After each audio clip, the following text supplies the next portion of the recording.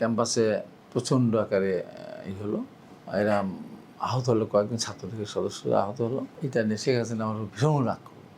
করার পরের দিন 26 তারিখে মিটিং, সিদ্ধান্ত হলো কারা কারা বক্তৃতা করবে, কারা কারা সভাপতিত্ব করবে। এই আন্দোলন শুরু থেকে কিন্তু আমি একজন সভাপতিত্ব করিনি, আমি বক্তৃতা করি, একে অনেকক্ষণ ধরে বক্তৃতা করে। ওই দিন সিদ্ধান্ত হলো যে হাবিব সভাপতিত্ব করবে, মিটিং পরিচালনা করবে শফি আহমেদ, বক্তৃতা করবে কে, ছাত্রদল থেকে মিলন, ডাকসু থেকে খোকন। আমার বক্তব্য করবে না, আমার দুদিন ক্যাম্পাসে নাই, অত সে বক্তব্য করতে পারবে না।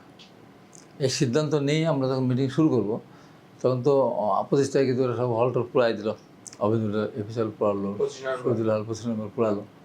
26 তারিখে আমাদের 0 পয়েন্টের প্রোগ্রাম, কেউ সাহস নিতে পারে না, ওখানে এসে আক্রমণ করলো না। আমি ঠিক আছে, 0 পয়েন্টে আমি দেখবো। তো এই শুরু করলাম। তারপরে আসতেছিল, যখন টিএসসি দিয়ে সিলেট আসতেছিল, তখন তো বাধা দিল, মানে নিতাই মারা গেল দই চত্বরে আসতে বাংলা একাডেমির সামনে। তারপর আসতে পারলো এরা, ওইদিকে খণ্ড যুদ্ধ শুরু হলো, এদিকে করে পুরানো শুরু করলো এফিসিয়াল শহীদুল হল পুরাটোলায়। আর 0 পয়েন্টে এখন আসতে আমাদের 0 পয়েন্ট না, তখন হলো ওটা গোলচত্ব। যাই হোক, আসাটা সাহস করলো না, ওখানে আবার মিটিং করলাম। মিটিংয়ের এখন হলো যে বক্তৃতা সবার শেষ, আমি সভাপতি করতেছি। শফি আহমেদ প্রধান বক্তৃতা করছে, খোকন বক্তৃতা করছে, আলম বক্তৃতা করছে, খোকন বক্তৃতা করছে।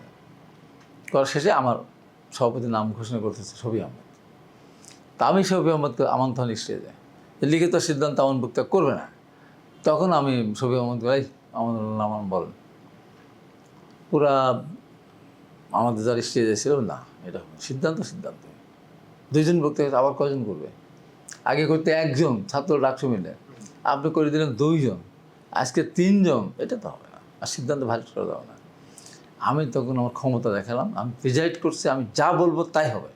এই শফি আহমেদ বলেন, নাহলে আমি কিন্তু নিজেই বলবো যে আমি বক্তৃতা আমাকে করাই, তারপরে সভাপতির ভাষণ দেবো।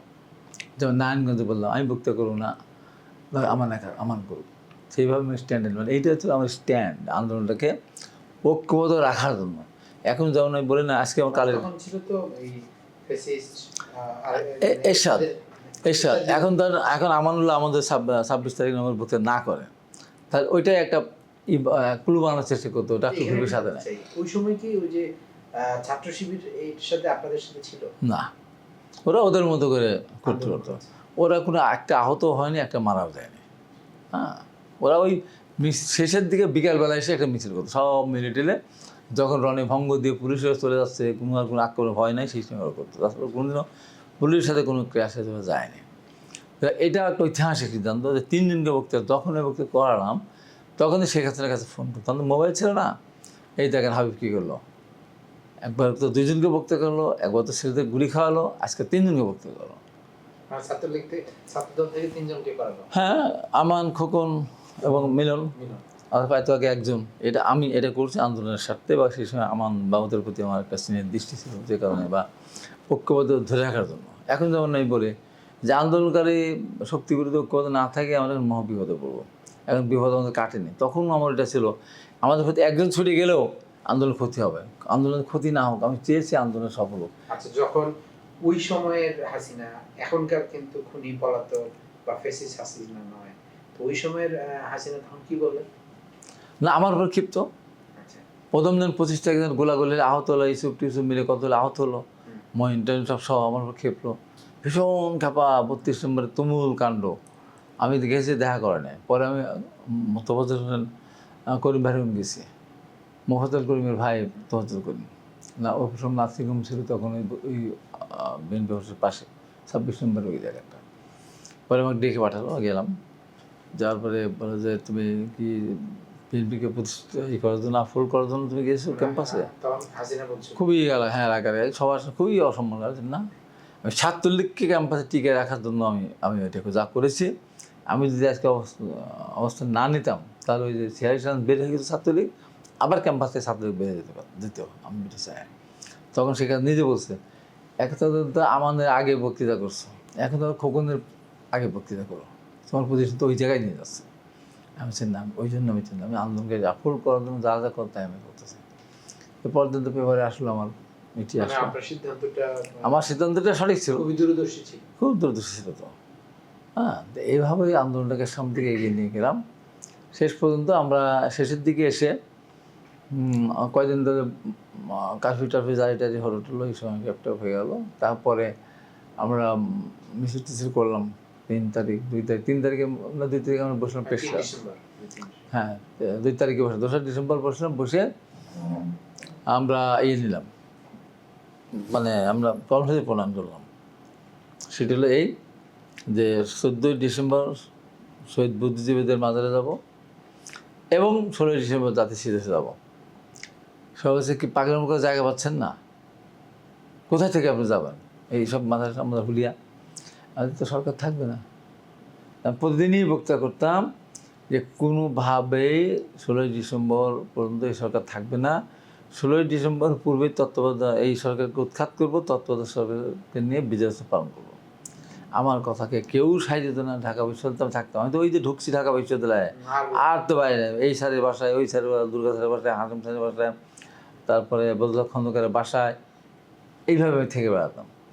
আমাকে বলতে, স্যার যে তোমার সিদ্ধান্ত তুমি আর বলো না, তাই এই সরকার তাতে যাবে না, স্যার যেতেই হবে, যেতেই হবে দৃঢ়তার সাথে। তার কারণ যেদিন 3 তারিখ যেদিন করলো, এর সাথে ভাষণ দিল একটা, আমি ছিলাম বজলুল খন্দকারের বাসায়। বজলুল খন্দকারের বন্ধু ছিল হলো বিটিভির তখন ডিজি। তো বললো রেকর্ডিং হয়ে গেছে, এর সাথে বক্তারা 10টা খবর দেখাও, এই আছে। আমি এটা শুনি, তখন তো মোবাইল ছিল না, ফোনে যতটুকু বলা যায় বললাম। এইদিকে ভাষণও বাঁচতে থাকবে, ওইদিকে শব্দ হতে থাকবে, মিছিলও হতে থাকবে। হলো 4 তারিখে আমি দুর্গাদাস ভট্টাচার্যের বাসায়। তো দুর্গাদাস ওয়াইফ আবার ইন্ডিয়ান হাইকমিশনে চাকরি করতেন।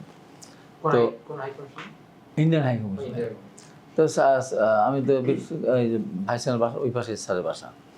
তো আমরা চাটা খাচ্ছি, পারিবারিকভাবে মিশতাম। তো সেইভাবে তো এখন দুর্গাদাস ভট্টাচার্য, তার ওয়াইফ, হ্যাঁ, আমার মিসেস ইন্ডিয়ান হাইকমিশনে চাকরি করতো। তা আমাকে এসে বললো, হাবিব তোমাদের আন্দোলন সফল। কী হয়েছে? যে সিদ্ধান্ত হয়ে গেছে, এর সাথে 8টার পরে পদত্যাগ করবে। ফাইনাল হয়ে জেনে আসছে 3 তারিখের কথা। 3 তারিখে এতে বললো, 3 তারিখে রাত 4 তারিখে, 4 তারিখে হ্যাঁ 4 তারিখে না, 4 তারিখে সন্ধ্যার সময় বললেন। আচ্ছা, বললেন উনি? হ্যাঁ, 8টার খবরের আগে বললেন। তখন তো অফিস তো 2:30-3টা পর্যন্ত, অফিস থেকে এসে উনি বললেন যে তোমাদের সিদ্ধান্ত হয়ে গেছে, আজকের সাথে পদত্যাগ করবে। 8টার সংবাদের পর রেকর্ডিং হয়েই গেছে। তখন আবার মওদুদ আহমদ ওইটা বাঁচতেছে, কোথায় দেবে, সাংবিধানিকভাবে কীভাবে দেবে, 0.টি হস্তান্তর করবে না কি করবে। তো স্যার বলতেছে, এরা কী বলছেন স্যার, ঘটনা তো ঘটে গেছে, রেকর্ডিং তো আগের। তারপরে ঘোষণা হয়ে গেল, সব ছেলেরা আমার কাছে আসলো, টোকনটা মেরে মাসুম এরা সব আসলো। এসে বললো, ভাই চলেন যাই। যাবো না, তোমাদের চেয়ার আগে দেখি, ভালো করে দেখে টেকে বলে না, তো ভালো করে সাজগোজ করে আসলো। তো এই সাজগোজের সাথে আমি যাবো না। তখন ভালোভাবে সাজগোজ করে আসলো, তখন গেলাম ওদের সাথে ভাইস চ্যান্সেলর বাসার সামনে। তখন তো ওইসব হলটা ফাঁকা টাকা হয়েছে। খোকন অবশ্য ছিল মহাশনালে, খোকনকে 2 দিনকে পাঠানো, খোকনকে ডেকে নিয়ে আসা। 4 ডিসেম্বর। তো এখন আমি যখন গেছি, তখন কিসের ম্যাডাম, কিসের স্যার, যেই যেমন পাচ্ছে আমাকে আদর করতেছে, কেউ মাথায় হাত দিচ্ছে, কেউ গালে হাত দিচ্ছে, কেউ গায়ে হাত দিচ্ছে। যে তোমার কথা বাস্তব হয়ে গেল। আমি তো বললাম যে 16 ডিসেম্বর পূর্বে সামরিক সরকার উৎখাত করবো, তত্ত্বাবধায়ক বিজয় উৎসব পালন করবো। তো বলে তারপরে খোকনকে ডাকতে পারলাম, খোকন আসলো। বলে তার আমি আর খোকন আমাদের দুজনকে ঘাড়ি করে নিয়ে কিন্তু প্রেস ক্লাবে গেছে, নামাই নেই কিন্তু। ওখানে যে লাখো জনতা, মানে ভার্সিটিতে ওখানে। তার আগে আবার হ্যাঁ গাড়ি করে, হ্যাঁ। আর 25 তারিখে আমার একা নিয়ে গেছে, ওটা হলো 4 তারিখে। আর 25 তারিখে এতে তাড়ালাম, অভিযোগ তাড়ালাম, আমাকে ওখান থেকে অপরদান কলেজ থেকে একদম সিঁদুর হল পর্যন্ত ঘাড়িকে নিয়ে গেছে। আমার জীবনে 2বার আমি ঘাড়ি চড়ে গেছি ঢাকা বিশ্ববিদ্যালয়ের শেষ পর্যন্ত। আর আমি তো ওজনাল একটা মানুষ। যাওয়ার পরে ওখান থেকে লাখো জনতা, চলো চলো মন্ত্রীপাড়া, চলো ঘেরাও ঘেরাও ঘেরাও করো, মন্ত্রীপাড়া ঘেরাও করো। তো একটা ভাঙা মতো মাইক ছিল, খোকনকে বললাম তুই একটা কথা বল। 2 কথা বলার পরে আমি মাইক দিলাম, মাইক দিয়ে বললাম, আপনাদের আমাদের বিশ্বাস আছে, এরশাদ গেছে, তো যান বাড়ি যান, বিচার হবে। এক কথা বললাম, নিমিষের মধ্যে সব চলে গেল।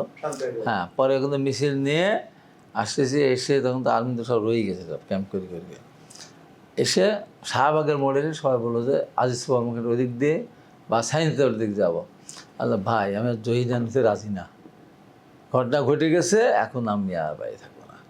আমি মিছিল তখন রাত্রিবেলা 11টা বেজে গেছে, তখন আমি ওখান থেকে গিয়ে 5:30 ঢেকে পড়লাম। পরের সময় ওইদিকে যাওয়ার পর বোমাবাজি হয়েছে। যাক, তারপর তো এরশাদের পতন হয়ে গেল। তারপরে 5 তারিখ 6 তারিখ তো সরকার গঠন হলো। সেখানে একটা আমার বড় ভূমিকা ছিল। সেটা ছিলাম হলো, আমরা 5 তারিখে